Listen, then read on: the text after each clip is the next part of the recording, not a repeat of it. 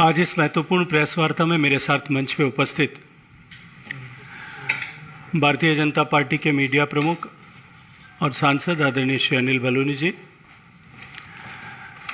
राष्ट्रीय प्रवक्ता श्री जफर साहब, आज इस प्रेस वार्ता में उपस्थित सभी पत्रकार मित्रों, साथियों, हम सब जानते हैं कि राजस्थान इस देश में ऐतिहासिक दृष्टिकोण से भी अपनी एक विशिष्ट पहचान रखता है। राजस्थान संस्कृति की धरती है। राजस्थान महिलाओं के सम्मान की धरती के रूप में पूरे देश नहीं, दुनिया में जाना जाता है। लेकिन पिछले राजस्थान को शांति और सौहार्द की धरती के रूप में भी पिछले कई शताब्दियों से पूरे विश्व में पहचाना और माना गया है। लेकिन पिछले 3 साल में राजस्थान में जिस तरह से मॉब लिंचिंग, महिलाओं के खिलाफ दुराचार, नाबालिग या अबोध बच्चियों के साथ में दुर्व्यवहार और अत्याचार, बच्चों की तस्करी, दलितों के खिलाफ अत्याचार, एक मजहब विशेष के लोगों के खिलाफ बर्बरता, इन सब तरह के घृणित अपराधों में राजस्थान नित्य नए कीर्तिमान स्थापित कर रहा है। मित्रों, जिस दिन देश आजादी के 75 साल पूरे होने का उत्सव लाल किले के प्राचीर से माननीय प्रधानमंत्री जी के भाषण के साथ मना रहा था, जब देश आजादी की 76वीं वर्षगांठ मना रहा था, उस दिन राजस्थान के अलवर जिले में मुस्लिम संप्रदाय के लोगों ने गोविंदगढ़ थाना क्षेत्र में रामबास गांव में सब्जी का ठेला लगाने वाले और अपनी आजीविका का गुजर बसर करने वाले चिरंजी लाल को पीट पीट करके मार डाला। मैं आज इस प्रेस वार्ता में आप सबके माध्यम से प्रश्न करना चाहता हूं कि कहां है इस समय में, जब इतनी बड़ी घटना राजस्थान में हुई, राहुल गांधी जी कहां खोए हैं, प्रियंका वाड्रा जी कहां खोई हैं, सोनिया गांधी जी कहां हैं, और साथ ही साथ ये ह्यूमन राइट्स के अपने आप को चैंपियन बताने वाले सारे लोग आज कहां छुप गए हैं। मित्रों, इसी क्रम में आप सब मित्रों को जानकारी है कि उदयपुर में जिस तरह की घृणित हत्या, जिस तरह की बर्बर और नृशंस हत्या हुई थी, बार बार पुलिस को में जाकर के शिकायत दर्ज कराने के बाद भी, शिकायत दर्ज कराने के बाद बार बार टेलीफोन करके सूचित करने के बावजूद भी जो मृतक था, जो शिकायत करता था, उसी कन्हैयालाल से माफीनामा लिखवाया गया।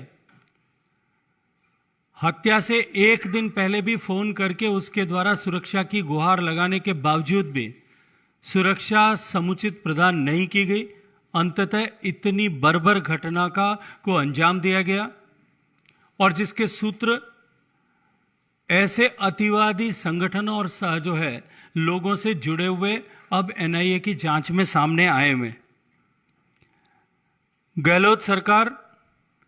उसमें भी प्रभावी कार्रवाई करने के बजाय चुप्पी साधे रही और मात्र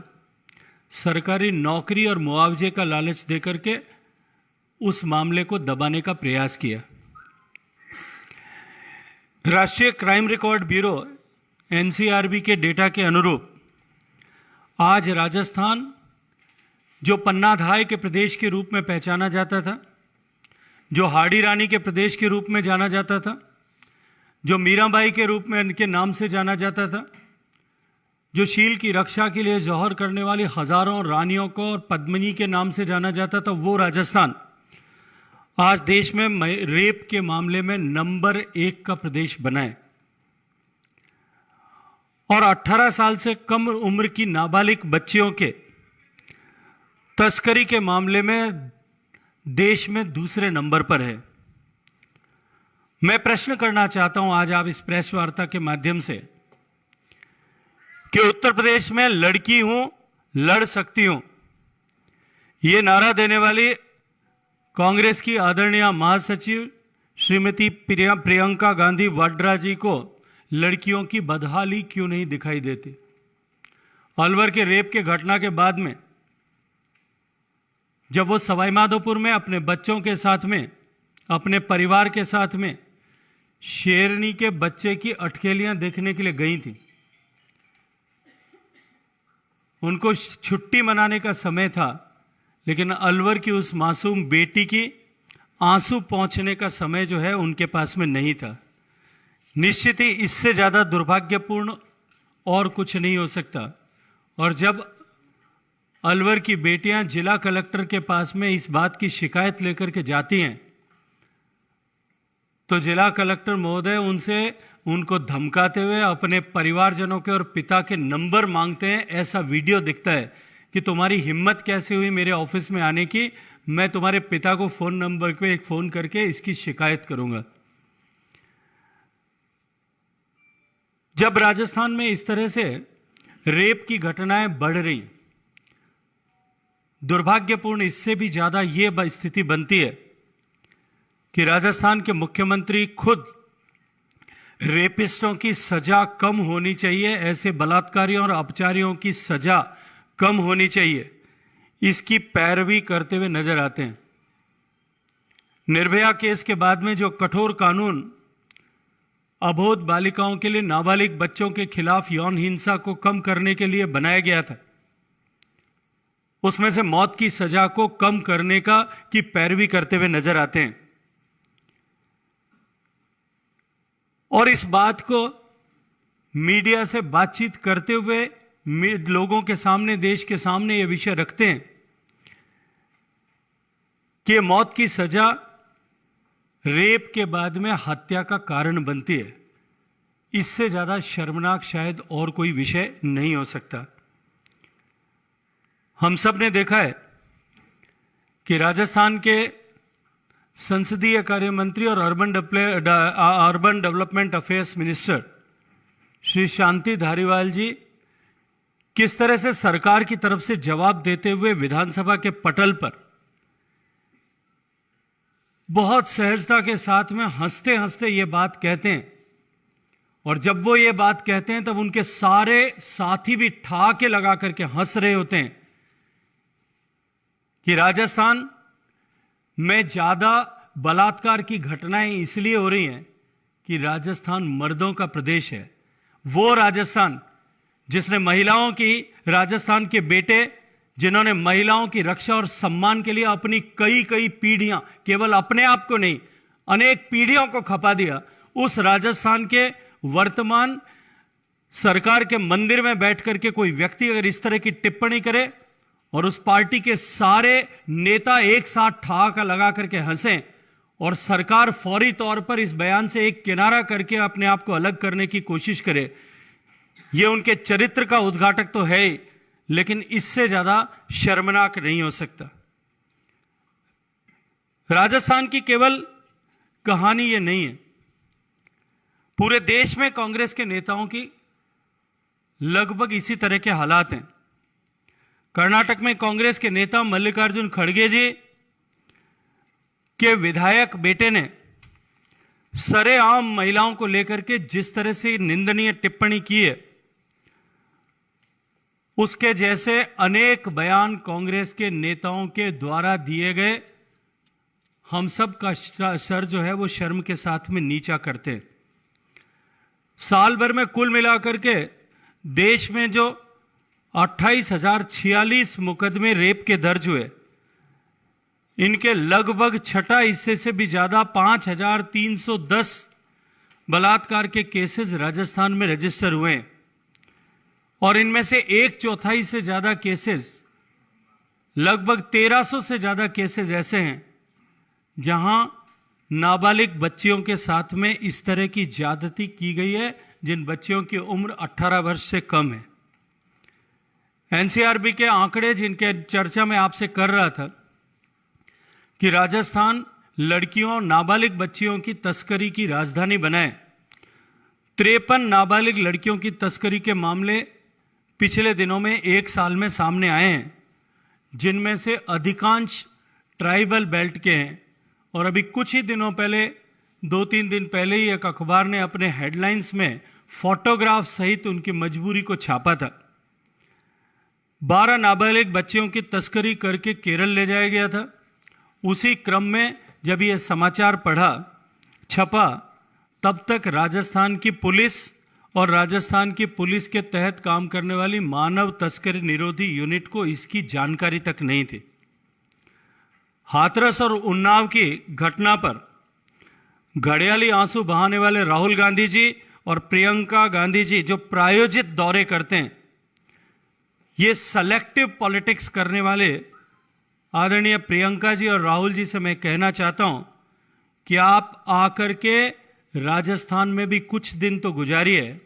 आकर के राजस्थान के हालात को भी देखिए। दुष्कर्म के अलावा राजस्थान में अब नाबालिग बच्चों की खुलेआम खरीद फरोख्त और भी तेज हो गई है। दलितों के खिलाफ अत्याचार में भी राजस्थान आज देश में सर्वोच्च पायदान के राज्यों में पहुंच चुका है। राजस्थान में जिस तरह से दलितों के खिलाफ अत्याचार हुआ है, राजस्थान के ही एक कांग्रेस के विधायक श्री पानाचंद मेघवाल ने दलितों के खिलाफ हो रहे इन अत्याचारों के को संज्ञान में लाने और सरकार की उदासीनता से आहत होकर के, इन अत्याचारों से व्यथित होकर के सवाल खड़े करते हुए अपना इस्तीफा माननीय मुख्यमंत्री जी को भेज दिया है। और इसी के साथ उस पार्टी के 13 से ज्यादा चुने हुए पार्षदों ने इस्तीफा भेजा है और अनेक विधायकों ने भी अपनी तरफ से प्रश्न चिन्ह खड़े करते हुए बहुत कड़ी प्रतिक्रिया के साथ में पत्र जो है मुख्यमंत्री जी को लिखे हैं। राजस्थान में जिस तरह से पिछले दिनों में धार्मिक उन्माद फैलाने वालों के माध्यम से जिस तरह से घटनाएं की गई, करौली की घटना आप सबकी स्मृति में होगी, भीलवाड़ा की घटना उसके बाद की आप सबकी स्मृति में होगी, जोधपुर में ईद के दिन गई हुई घटना आपकी स्मृति में होगी। इन सब घटनाओं और ऐसी अनेक घटनाएं इस क्रम में, इन सब में यदि एक चीज कॉमन है तो वो है कि घटना के समय की प्रतिक्रिया, घटना के बाद की जांच और मुआवजा देने, इन तीनों में जम करके तुष्टीकरण जो है वो कांग्रेस की वर्तमान सरकार ने किया है। मुस्लिम तुष्टीकरण की नीति और इन्हें हिंदुओं समाज में तो जो है असुरक्षा की भावना पैदा की है। और इसको देख करके बसपा से कांग्रेस में शामिल हुए मंत्री श्री राजेंद्र सिंह गुड़ा ने भी अपना असंतोष और आक्रोश सरकार के सामने व्यक्त किया है। सरकार में भी धर्म के नाम पर, सरकार के कामकाज में भी धर्म के नाम पर किस तरह से भेदभाव होता है, इसका उदाहरण भी हम सबको देखने को मिला है। रीट के एग्जामिनेशन में जहां हिंदू लड़कियों के कुर्ते के बाहों तक को काट करके अलग कर दिया गया, इसके वीडियोस आप सब ने देखे होंगे। उनके दुपट्टे और मंगलसूत्र तक उतरवा दिए गए, चूड़ियां तक खुलवाई गई। और वहीं दूसरी तरफ दूसरी मजहब के जो लड़कियां और परीक्षार्थी थी वो हिजाब लगा करके परीक्षा दे रही थी, उन्हें उसकी अनुमति प्रदान की गई। हालात ये हैं कि हिंदू पर्वों के समय धारा 144 लगा करके उन पर्वों को, उत्सवों को मनाने के लिए रोका जाता है, वहीं दूसरी तरफ दूसरे मजहब के लोगों को उसी परिस्थिति में जो है अपने उत्सव मनाने के लिए जुलूस सड़क पर निकालने के लिए अनुमतियां प्रदान की जाती है। हम सब ने देखा कि अवैध खनन को लेकर के अभी जिस तरह की घटना भरतपुर में हुई, 550 दिन से आंदोलन चल रहा था। 550 दिन तक सरकार केवल थोथे आश्वासन देती रही। माइनिंग माफिया और उससे मिलने वाली मलाई के बोझ के नीचे सरकार के कारकुन और सरकार के मंत्री और सरकार के अधिकारी दबे हुए थे। कोई कार्रवाई नहीं होती देख अंततः 14 साधुओं को आत्मदाह की धमकी देनी पड़ी। उससे व्यथित होकर के, कार्रवाई न होने से व्यथित होकर के जब एक बाबा निर्मलदास टावर पर चढ़े, तब आनन फानन में सरकार ने एक मंत्री को भेजा और मंत्री ने जिस तरह की टिप्पणियां वहां की और चर्चा वहां पे की, उससे आहत होकर के बाबा विजयदास को ने अपने आप पर पेट्रोल डाल करके आग लगा ली। उस मृत्यु के लिए, मैं उस मृत्यु नहीं हत्या कहूंगा, राजस्थान की सरकार परोक्ष रूप से जिम्मेदार है। और जब राजस्थान की सरकार उसके जो है आत्मदाह के ठीक 24 घंटे में जिस विषय को लेकर के 550 दिन से आंदोलन चल रहा था, आनन फानन में उस विषय को पूरा करने के लिए आगे बढ़ती है। मैं आपको ध्यान में लाना चाहता हूं, 1 अक्टूबर 2021 को जब उत्तर प्रदेश का चुनाव होने वाला था, उत्तर प्रदेश के चुनाव के दबाव के चलते प्रियंका गांधी जी के निर्देश पर साधु संतों से जो आंदोलनरत थे उनसे वार्ता की गई। मुख्यमंत्री जी ने स्वयं बैठ करके उनको आश्वासन दिया कि हम अगले 15 दिन में ये माइनिंग एक्टिविटीज, जो अवैध वैध एक्टिविटीज चल रही, इन सबको बंद करा देंगे और इस एरिया को, जो क्षेत्र भगवान श्री कृष्ण की आस्था से जुड़ा हुआ क्षेत्र है, इस पूरे क्षेत्र को हम नोटिफाई कर देंगे, फॉरेस्ट के रूप में नोटिफाई कर देंगे, ताकि भविष्य में भी यहां किसी तरह की माइनिंग एक्टिविटीज न हो सके। कलेक्टर भरतपुर से रिपोर्ट मांगी गई। 12 अक्टूबर को कलेक्टर भरतपुर ने उस मीटिंग का हवाला देते हुए अपनी रिपोर्ट कि ये इतनी अमुक खसरा की लैंड जो है उसको कन्वर्ट करने और माइनिंग को फोरक्लोज करने की आवश्यकता है, वो देने के बाद में भी न जाने किस दबाव में 8-9 महीने तक सरकार सोई रही। और आत्मदाह करने के बाद में, बाबा विजयदास की मृत्यु हो जाने के बाद में, माननीय मुख्यमंत्री ये कहते हैं कि ऐसी क्या परिस्थितियां बनी कि जिनके चलते बाबा विजयदास को आत्मदाह करना पड़ा, जबकि हम तो 3 दिन पहले ही मीडिया के माध्यम से यह संदेश भेज चुके थे कि हम इस पर निर्णय करने वाले। मैं आज आपके सामने माननीय मुख्यमंत्री जी से प्रश्न करना चाहता हूं कि जब आपने प्रत्यक्ष बैठ करके 8 महीने पहले, 9 महीने पहले जब आपने विश्वास दिलाया था, वही विश्वास आपने पूरा नहीं किया, तो मीडिया के माध्यम से संदेश भेज करके आप किस तरह से आंदोलनरत साधुओं को संतुष्ट करना चाहते थे। और बाद में उसके लिए एक इंक्वायरी कमेटी बनाने का नाटक किया गया। और साथ ही साथ माननीय मुख्यमंत्री जी ने बार बार जोर देकर के यह कहा, यहां तक कि राष्ट्रीय अध्यक्ष जी के बयान पर टिप्पणी करते हुए भी यह कहा कि अवैध खनन वहां नहीं हो रहा था। आज तो यह सबके सामने स्पष्ट हो गया, अखबार में सुर्खियों में छपा है कि जितने क्षेत्र में खनन के पट्टे दिए गए थे, उससे 2 से 3 गुना ज्यादा क्षेत्रों में, और जितने क्षेत्र में जितना क्वांटम खनन का बताया गया था, उससे कई गुना ज्यादा खनन जो है वहां अवैध रूप से हुआ है।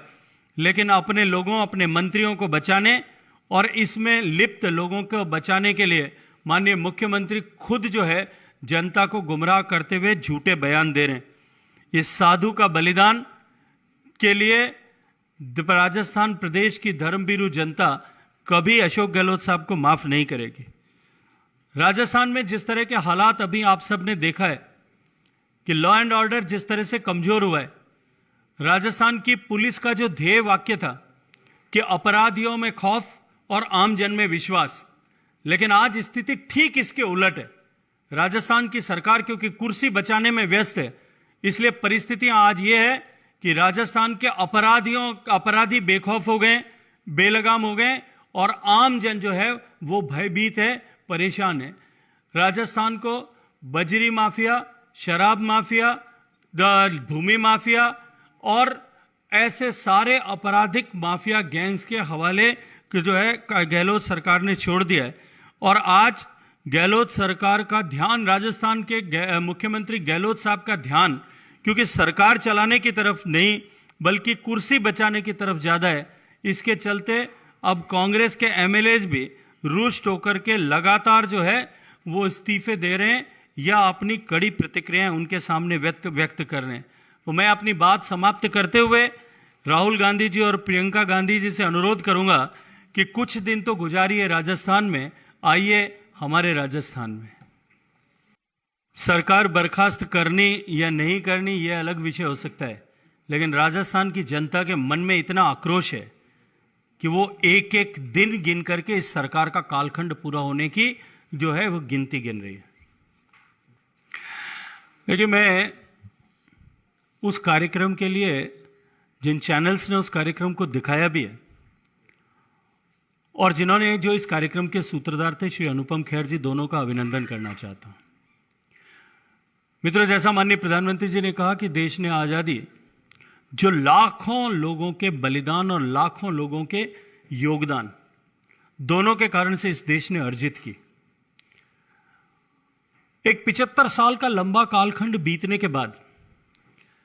लगभग 3 पीढ़ियां जब गुजर चुकी हैं, तब लोगों की स्मृति से आजादी और आजादी के बाद में भारत किस तरह से किन कारणों से पिछड़ता गया, कहीं ना कहीं हमारी युवा पीढ़ी उससे डिस्कनेक्ट हो गई है। श्री अनुपम खेर जी ने जो 75 साल का एक आकलन परिदृश्य सब देश के सामने रखा कि नेहरू जी के ज़माने में किस तरह से 1957 में नेहरू जी देश को लाल किले के प्राचीर से पाकिस्तान को दिल का टुकड़ा कह करके पुकारते हैं। 1962 के युद्ध में करारी हार और भारत की हजारों स्क्वायर किलोमीटर जमीन के ऊपर अतिक्रमण कर लेने के बलात् अतिक्रमण के बावजूद भी उसको एक सफलता बताने की कोशिश करते हैं। गरीबी हटा लेने से लेकर के महंगाई हटाने के खोखले नारे देश के सामने वहां गढ़ते और बुनते हुए नजर आते हैं, लेकिन उनका समाधान करते हुए कहीं दिखाई नहीं देते। आजाद होते ही आजाद भारत के लोगों को संबोधित करते हुए शुरुआत के दौर में देश के लोगों को कामचोर और आलसी ऐसा ठहराते। काल बीतने के बाद में माननीय इंदिरा गांधी जी के शासनकाल में भी इमरजेंसी लगा करके लोकतंत्र की हत्या का पाप करने के बाद लाल किले के प्राचीर से उसे जस्टिफाई करने और उसके फायदे गिनाने का पाप किया जाता है। बाप और बेटी के नेहरू जी और इंदिरा जी के इस 30 साल के शासन के कालखंड में लगातार गरीबी हटाओ के नाम पर लोगों से मत बटोरे जाते हैं, लोगों के जीवन में परिवर्तन लाने की मात्र चर्चाएं की जाती है, लेकिन उसके बारे में किसी तरह का न तो कोई ठोस विजन और न ही कोई कदम देश को दिखाई देते। मनमोहन सिंह जी के समय की तो शायद मुझे लगता है कि चर्चा करने की भी आवश्यकता नहीं है। उन्होंने तो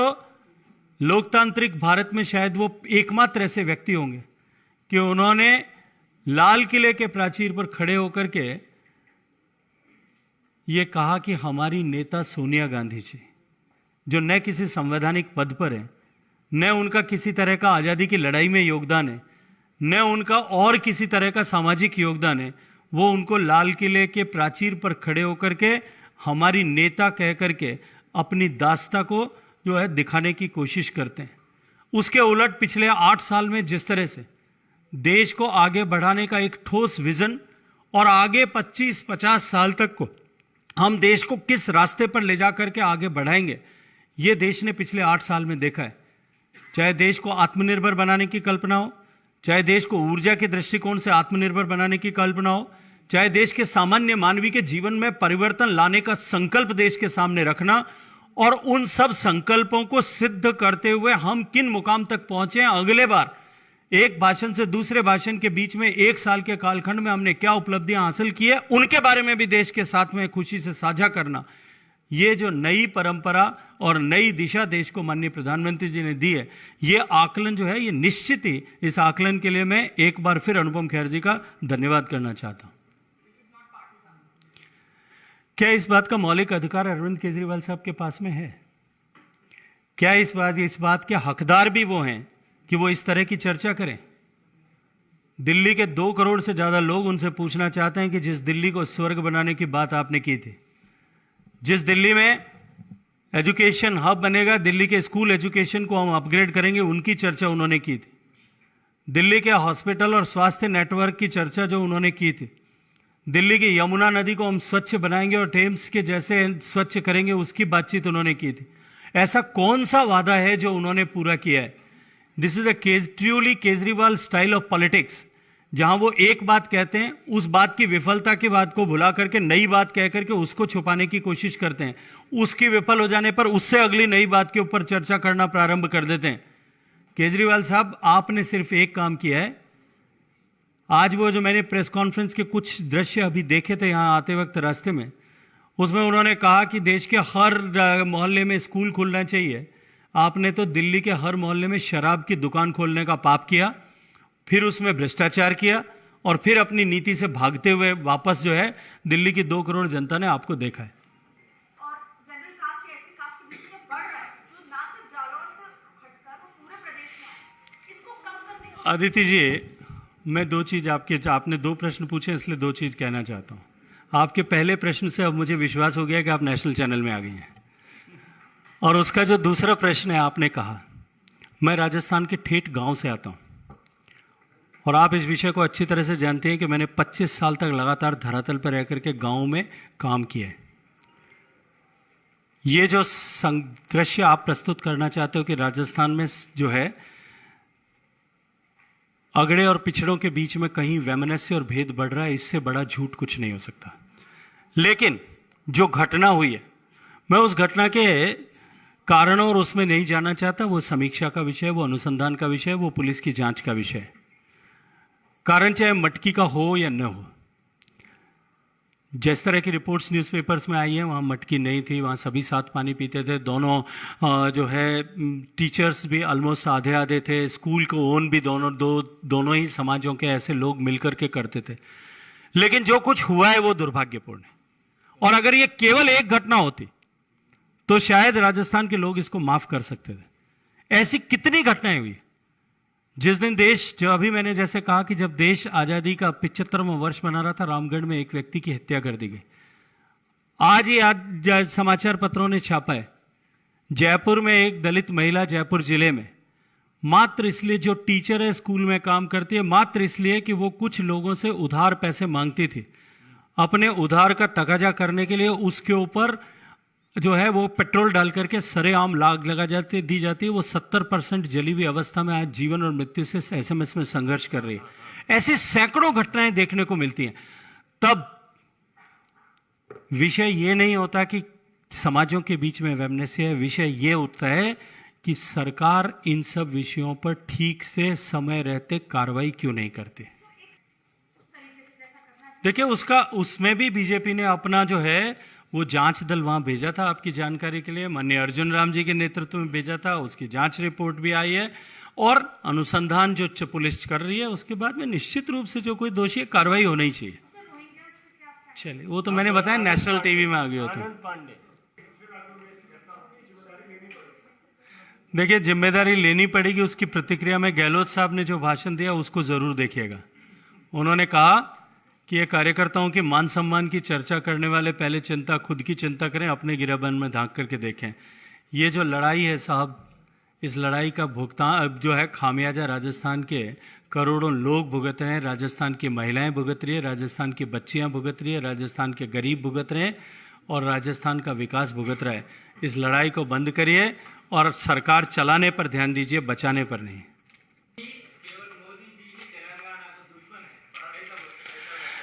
देखिए, जिन्होंने भ्रष्टाचार की सारी सीमाएं पार कर दी,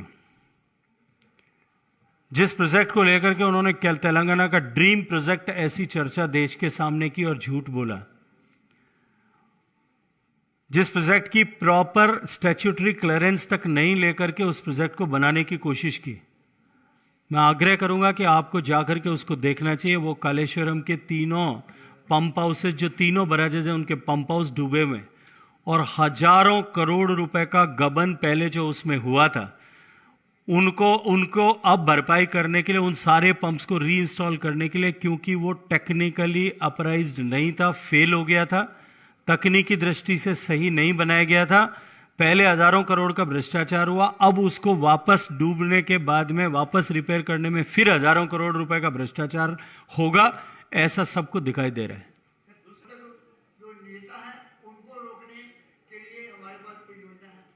देखिए, राष्ट्रभक्त और राष्ट्रद्रोही की कोई जाति और मजहब नहीं होता। हम अशफाकुल्लाह खान को भी उसी सम्मान के साथ में देखते हैं जिस सम्मान के साथ में भगत सिंह को देखते हैं, जिस सम्मान के साथ चंद्रशेखर को देखते हैं, जिस आज़ाद को देखते हैं, और जिस सम्मान के साथ में नेताजी सुभाष चंद्र बोस को देखते हैं। और इस देश में देश विरोधी गतिविधियां करने वाले लोग, जो देश को कमजोर करने वाली ताकतें हैं, वो देश के अंदर हैं या देश के बाहर कहीं भी हैं, हमारी नीति उनके प्रति जीरो टॉलरेंस की, हम उनको नहीं बख्शेंगे। ये अनेक बार अपनी कथनी और करनी दोनों से मोदी सरकार स्पष्ट कर चुकी है। धन्यवाद।